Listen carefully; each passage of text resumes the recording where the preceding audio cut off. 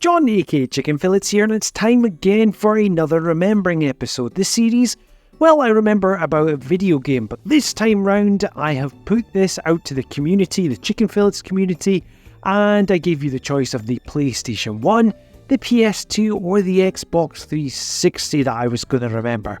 Now at the time of recording there was 130 votes and the winner was the PlayStation 2, and to be honest with you, I was hoping for the PlayStation 1 because with this being a JRPG related channel I could have kind of talked a wee bit about Final Fantasy, but we'll crack on with the PlayStation 2 because there's still a lot of love for the PlayStation 2 that I have.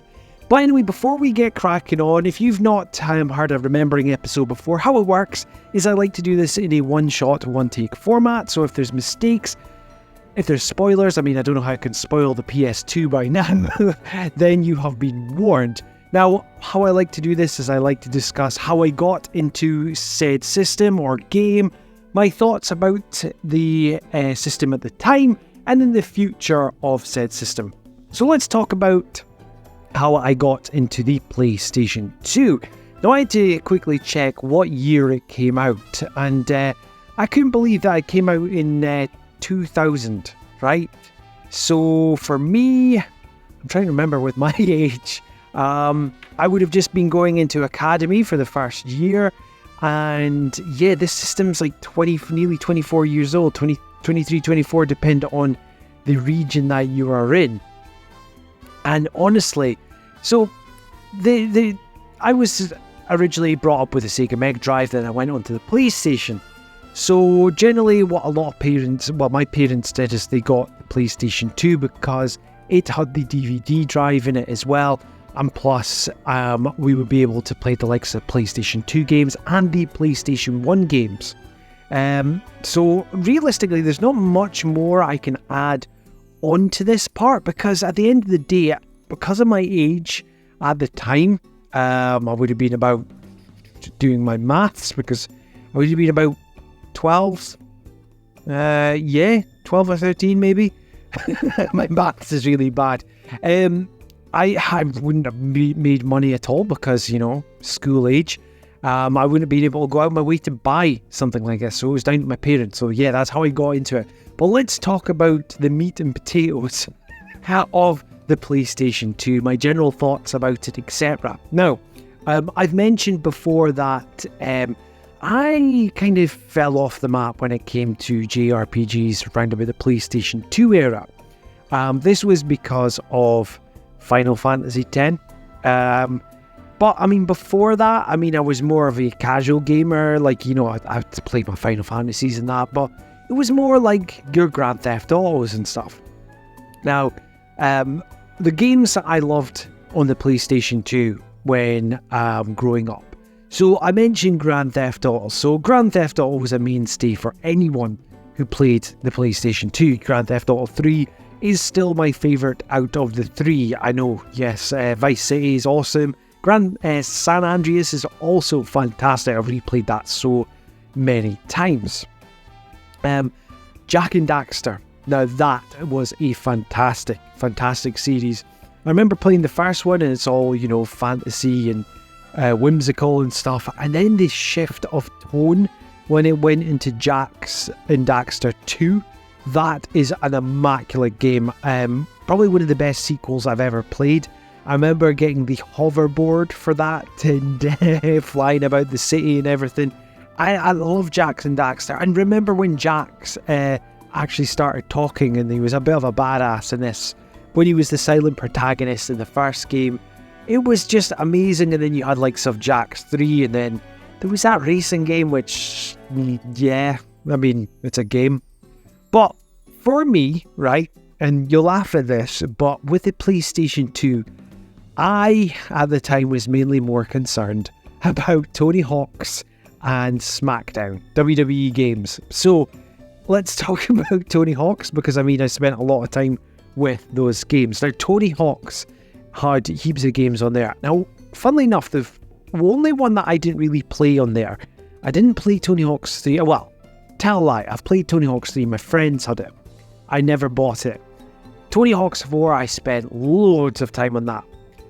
Tony Hawk's Underground.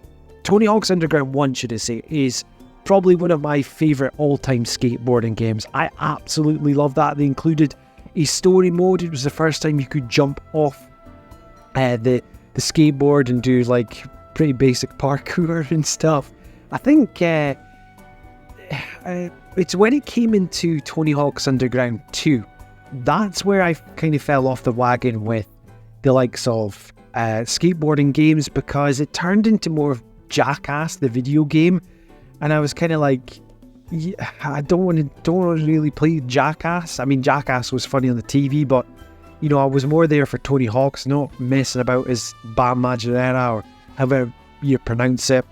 The SmackDown game. So, remember, I think the first one I played on there was Just Bring It. Now, if you played the WWE games, or WWF it would have been called back then, do you remember when you could play as Fred Durst from Limp Bizkit? And like he came out with rolling and everything, and used to be able to like batter everyone as Fred Durst. I thought that was absolutely amazing. You had other fantastic titles like Metal Gear Solid 2 and Metal Gear Solid 3. Now, to be honest with you, Metal Gear Solid 3 I've never really properly played. Metal Gear Solid 2, amazing. I was fully on board with that from playing a demo disc. Now, we'll get onto demo discs in a bit, because demo discs are a big part of it.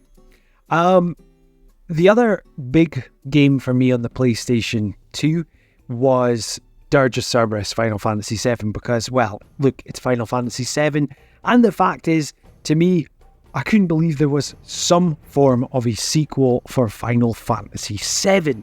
You could play as Vincent Valentine, and yes, it came away from the RPG elements. It was more of a third-person shooter, but you know what? It was still fantastic to be brought back into this world. This was the time where Advent Children was coming back, and it was just, could not believe my eyes when playing this, finding it, because you got to remember, at that age, I wasn't really looking up what games were releasing or anything. I was basically gauging what was out when I went into supermarkets, whatever was on sale there, and going into like sort of the city centre, maybe having a look in Electronics Boutique when that was still in the UK, or Game Station.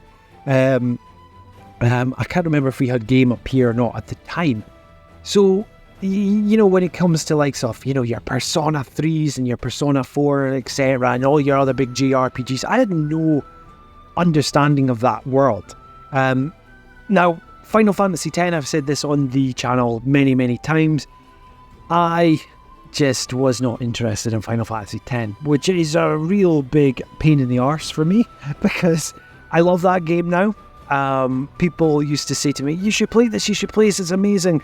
And the fact, I've said this on the channel many times, is that it took away the world map, which I was used to with Final Fantasy, and I built up this wall of, it's taking away the world map, blah blah blah. And Retro Brandon, friend of the channel, will probably be bringing up this fact in the comments after I've said that, so you're welcome.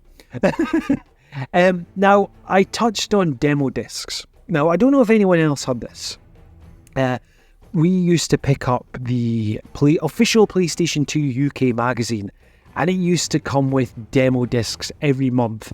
That is something that's truly missed since the digital age or whatever, because you used to get excited for playing the demos, and you know, if you were not getting like pocket money or something, you know, you get PlayStation 2 games every now and then, but this helped you make your decisions about what games you could play, and that's one of the reasons I got Metal Gear Solid 2. I mean, I played Metal Gear Solid 1, absolutely amazing, but the fact is, Metal Gear Solid 1, 2, that demo as Solid Snake, I replayed that so many times. I absolutely adored it.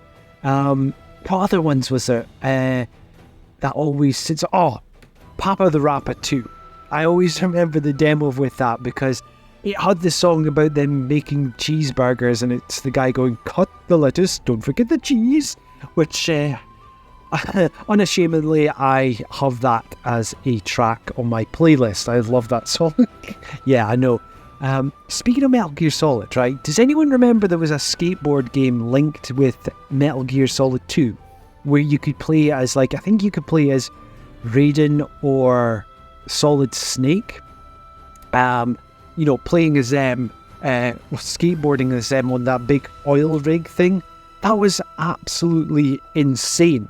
Now, I'm actually going to have a quick look at what's on my shelf of just games that I may have forgotten because typically I've put them in the wrong place.